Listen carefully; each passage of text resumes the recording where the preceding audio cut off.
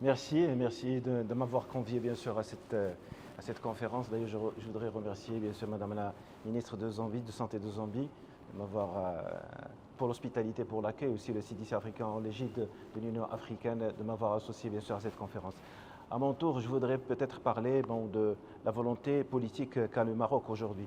Certes, le Maroc, depuis le Covid, il a connu quand même un point d'inflexion.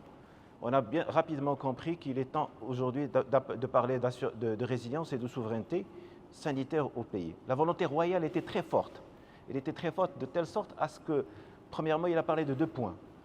Premier point, c'est assurer une sécurité médicamenteuse. C'est la meilleure solution qui permet demain de riposter contre une nouvelle pandémie éventuellement. On ne sait pas s'il va arriver ou non. Deuxième point, c'est comment, pour assurer cette sécurité médicamenteuse, il faut investir dans la production locale. Mais cet investissement dans la production locale nécessite un prérequis, c'est de revoir la charte d'investissement. Et d'ailleurs, dans la charte d'investissement, nous avons essayé d'inverser la balance. Plus d'investissement privé dans la santé que de public. Parce que généralement, le public dépense beaucoup d'argent dans la santé publique, mais sans impact important, réel. Maintenant, il y a une inversion de la balance de l'investissement privé au détriment du public, ce qui va donner plus de potentiel. Et en même temps, ça va créer encore plus de production. Au Maroc, je peux vous dire que l'exemple du Maroc, on a une production de 70% des besoins de médicaments aujourd'hui sont assurés. Il nous reste 30%. Mais c'est des 30% qui sont importants parce qu'aujourd'hui, il y a le progrès, une innovation thérapeutique qui reste encore plus chère et pour laquelle il faudrait peut-être faire encore un effort.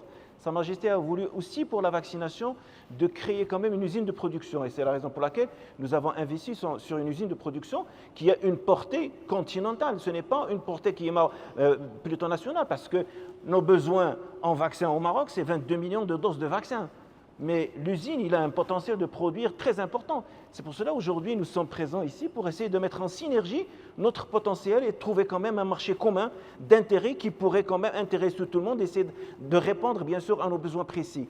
Mais ça nécessite aussi une synergie entre les différents politiques d'abord et aussi un travail de groupe technique pour essayer de reconnaître d'abord nos productions, parce que si nous avons une agence de régulation des médicaments qui permet de reconnaître nos médicaments déjà à l'échelle continentale, on peut se partager bien sûr ce que nous produisons. Et le marché africain aujourd'hui, c'est un marché qui est très porteur. C'est demain le marché le plus important, 1,4 milliard d'habitants qui auront profité bien sûr de cette production. Et n'oublions pas encore qu'il y a le progrès et la médecine est en train de changer. Elle se personnalise, il y a des biotechnologies, il faut créer l'écosystème. Il ne suffit pas de produire médicaments, mais il faut créer tout un écosystème et qui débouche sur d'autres industries. C'est pour cela aujourd'hui nous avons besoin et nous sommes obligés de travailler la main dans la main, essayer bien sûr de briser ces barrières pour lesquelles nous sommes là aujourd'hui. Merci. Thank you so much. Professor Khaled Al-Khaled, your final thoughts. Merci, Madame la Présidente. Moi, je voudrais dire 2 mots. Premièrement, il faut réduire les dépenses en santé en Afrique. Comment réduire les dépenses en santé en Afrique? C'est à travers la réduction des risques. On dépense beaucoup d'argent alors qu'on n'arrive pas encore à faire une réduction des risques. Et deuxièmement, il faut se projeter dans le futur. C'est avec la recherche et développement que nous pouvons prendre le raccourci. Parce qu'il n'est pas normal aujourd'hui que 2% seulement du budget qui est dédié à la recherche au niveau de l'Afrique.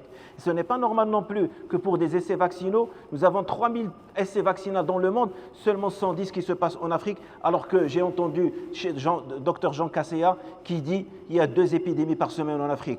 La recherche et développement, c'est elle qui permettra, avec le potentiel humain et le capital humain de l'Afrique, de promouvoir et de se positionner, essayer de redessiner l'architecture de la santé en Afrique. Merci.